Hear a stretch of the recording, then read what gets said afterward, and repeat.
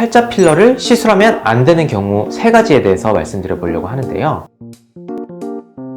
안녕하세요. 스카이 출신 성형외과 전문의 박정열이라고 합니다. 오늘은 팔자 필러 편인데요. 팔자 필러는 말 그대로 입 주변의 팔자주름, 이거를 해결하기 위한 필러인데요. 팔자주름 같은 경우는 사실 보톡스를 맞으러 오는 분들이 보톡스로 어떻게 팔자주름을 해결할 수 없냐 이렇게 여쭤보시는 분들이 많아요. 보톡스로는 이쪽 주름을 해결하는 것은 아니고 필러나 지방이식, 실리프팅 이런 것들을 통해서 보통 해결을 하게 됩니다. 필러를 이용해서 팔자주름을 해결하는 방법은 다른 방법에 비해서 굉장히 저렴한 비용으로 그리고 빠른 시간 내에 해결을 볼 수 있다는 점에서 장점이 되게 많은데요. 팔자 필러를 시술하면 안 되는 경우 3가지에 대해서 말씀드려 보려고 하는데요. 첫 번째 경우는 팔자주름이 있는 분인데 너무 깊고 팔자주름 위쪽의 살이 팔자주름을 덮는 듯한 형태를 지닌 분을 들 수 있겠습니다. 그 이유는 왜냐하면 살이 덮고 있으면 필러를 이용해서 채워도 덮고 있는 살을 어떻게 할 수는 없거든요. 그래서 살은 살대로 덮여 있어서 주름은 남아있고, 주름을 피기 위해 필러를 넣었으니 덮인 부분과 그 밑에 부분이 둘 다 튀어나와 보여서 굉장히 어색해지는 그런 현상이 생기거든요. 이런 분들 같은 경우는 실리프팅이나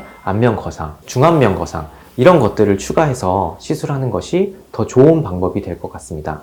팔자 필러를 하면 안 되는 경우, 두 번째 경우는요. 이전에 팔자 필러를 받았는데 형태가 매우 어색해졌거나 아니면 부작용이 생긴 경우가 되겠습니다. 필러의 부작용이라고 하면 가장 무서운 것이 필러가 혈관으로 들어가서 주변 조직 괴사를 일으키거나 혹은 다른 문제를 일으키는 경우가 되겠는데요. 이런 경우가 아주 흔치는 않지만 만약 이런 부작용이 있었다고 한다면 필러를 절대 맞으시면 안 되겠습니다. 이전에 필러를 맞았는데 부자연스러운 형태가 됐다.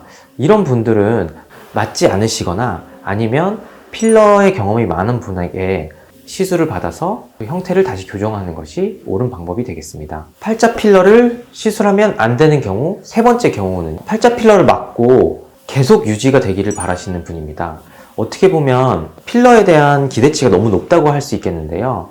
필러 같은 경우는 사람에 따라서 6개월이나 1년 또는 2년 정도 유지 기간이 되기 때문에 이 이상의 기간을 원하시는 거는 과한 기대라고 볼 수 있겠고요. 또 팔자 필러의 경우는 입 주변이기 때문에 우리가 먹거나 말하거나 평소에 입으로 하는 행동이 너무 많아서 주름이 다시 쉽게 생길 수도 있는 부위거든요.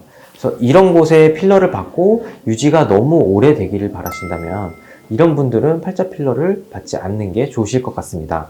필러는 다른 시술이나 수술에 비해서 간단하게 끝나고 부작용도 아주 많지는 않아서 사실 많은 분들이 선호하시는 그런 시술에 속하는데요. 필러를 받았을 때 바로 효과가 나타나기 때문에 만족도도 매우 큰 시술에 속합니다. 이러한 경험이 많고 혹여나 부작용이 생기더라도 그런 사후 처치를 할 수 있는 전문의에게 받는 것이 조금 더 안전하지 않을까 하는 생각이 듭니다.